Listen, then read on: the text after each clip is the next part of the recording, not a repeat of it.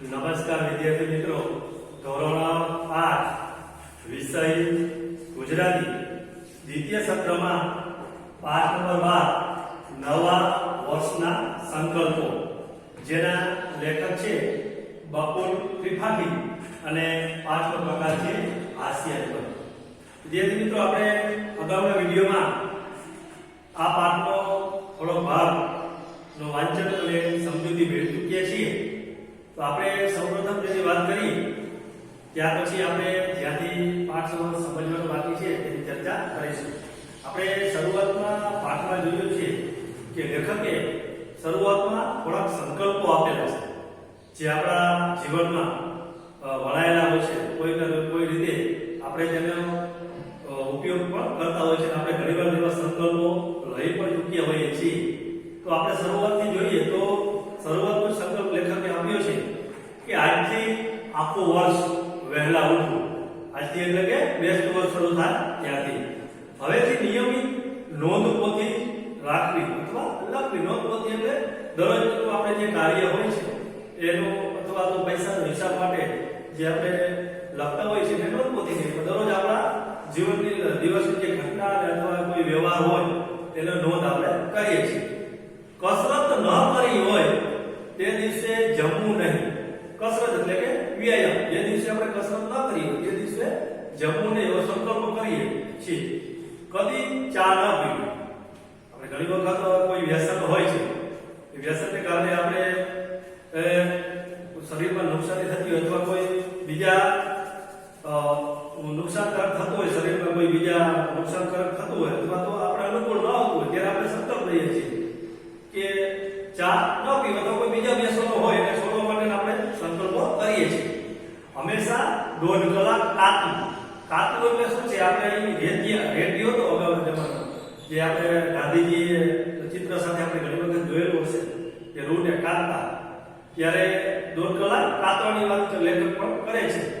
3 કલાક વાંચવું ને વાંચવું. આ સંકલ્પ છે એ વિદ્યાર્થી માટે ખૂબ જ મહત્વનો છે કે દરરોજ આપણે વાંચીએ તો આપણા શિક્ષણમાં, આપણા અભ્યાસમાં ઘણો ખરો તફાવત જોવા મળે છે, ફરક પડે છે. અથવા તો જે વિદ્યાર્થીઓના અક્ષર ખૂબ જ ખરાબ થતા હોય, દરરોજ એક ફકરો લખવાનો સંકલ્પ કરે, દરરોજ એક ફકરો લખવાનો, તો એના અક્ષરમાં સુધારો આવી શકે છે. પરંતુ આ સંકલ્પો મનમાં નક્કી કરવા અથવા તો પાળવા માટેનું મન માની લે છે, પરંતુ તે વાત ઉપર અડગ રહેવું ખૂબ જ અઘરું છે. ત્યાર પછી વાત કરીએ તો રોજ ગીતાનો એક શ્લોક વાંચવો અથવા તો કંઠસ્થ કરવો અથવા તો પાકો કરવો. પછી આપણે વાત કરીએ તો એમાં આપેલો છે કે પાયનો વ્યવસ્થિત હિસાબ રાખવો. પાય એટલે કે જૂના જમાનામાં કેળવણી શીખો અથવા તો પૈસાનો બીજો ભાગ. આ બધા સંકલ્પો આપણે શરૂઆતમાં આપેલા છે, એ બધું આપણે સંકલ્પોની વાત કરી હતી. એટલે જે દિવસે લોકોના મનમાં આવા વિચારો આવે ત્યારે સમજવાનું કે આજે બેસ્ટ વર્ષ છે.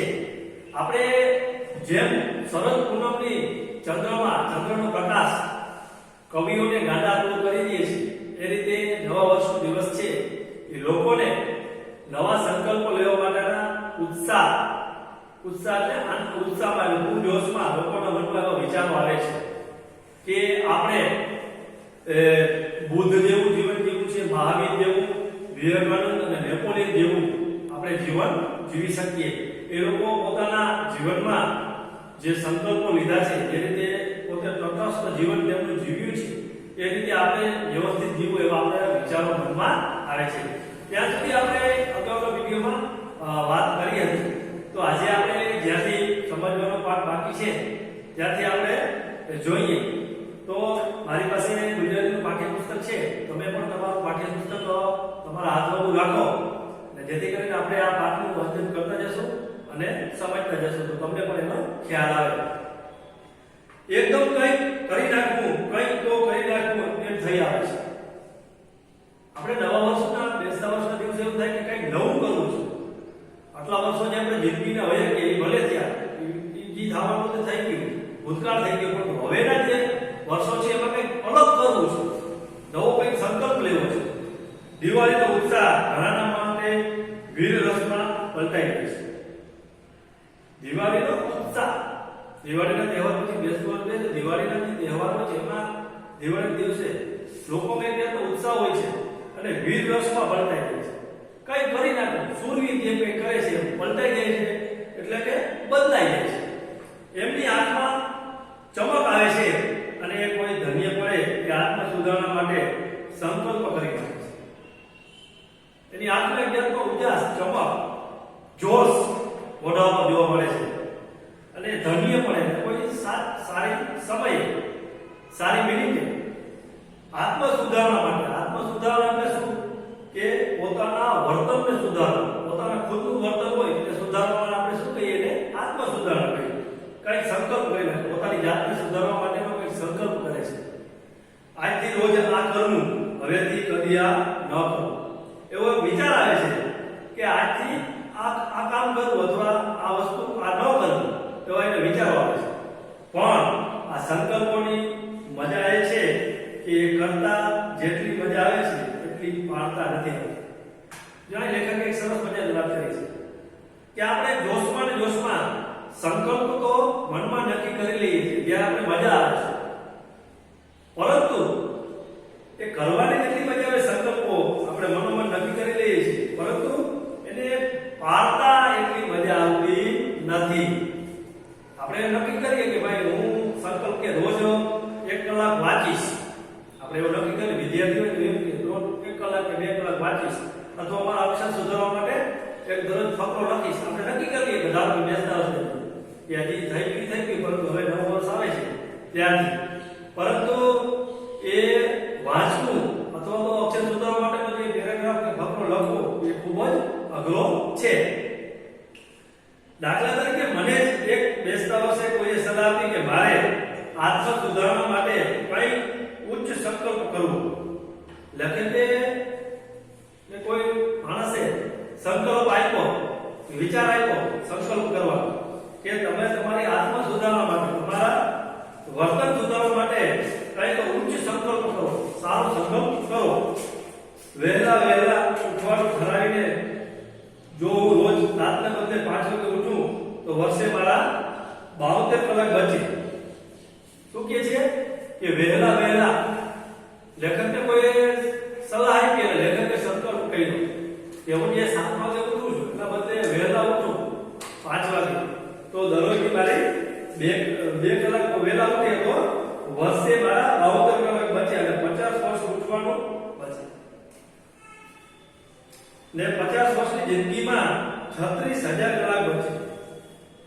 લેખકને સારો વિચાર આવ્યો કે હું મોડો ઉઠું છું એટલે બધે વહેલો ઉઠું દરરોજ 2 કલાક, તો મારા 50 વર્ષની જિંદગીમાં 36,000 કલાક બચે. એટલે રોજ ફક્ત 2 કલાક વહેલા ઉઠવાથી મારી જિંદગીમાં લગભગ 4 વર્ષ જેટલો મબલક વધારો થાય. આપણે મિત્રો ખબર છે કે આપણે જ્યારે બી જાગતા હોઈએ છીએ ત્યારે આપણું જીવન ચાલુ હોય છે, સૂઈ જઈએ છીએ ત્યારે આપણે કોઈ કામ કરી શકતા નથી, આપણે શરીરને આરામ પડે છે ત્યારે આપણે કોઈ કશું કામ કરતા નથી. પરંતુ જો વહેલા ઉઠીએ તો આપણા જે રોજબરોજના જે કાર્યો છે એ આપણે કરવા લાગીએ છીએ. તો લેખક વિચારે છે કે રોજ 2 કલાક વહેલા ઉઠવાથી મારી જિંદગીમાં લગભગ 4 વર્ષ જેટલો મબલક વધારો થાય. મબલક એટલે પુષ્કળ, કે આપણે જે ઉઠતા હોઈએ છીએ એનાથી 2 કલાક વહેલા ઉઠીએ તો આપણી જિંદગી હોય એના દરરોજના 2 કલાક વહેલા ઉઠીએ તો આપણે સતત કાર્યમાં લાગી જઈએ. આપણે ઉઠીએ ત્યારથી તો આપણી જિંદગીમાં, લેખકની જિંદગીમાં 4 વર્ષ જેટલો વધારો થાય છે. આ વિચારથી ભોળવાઈને મેં તો સંકલ્પ કરી નાખ્યો.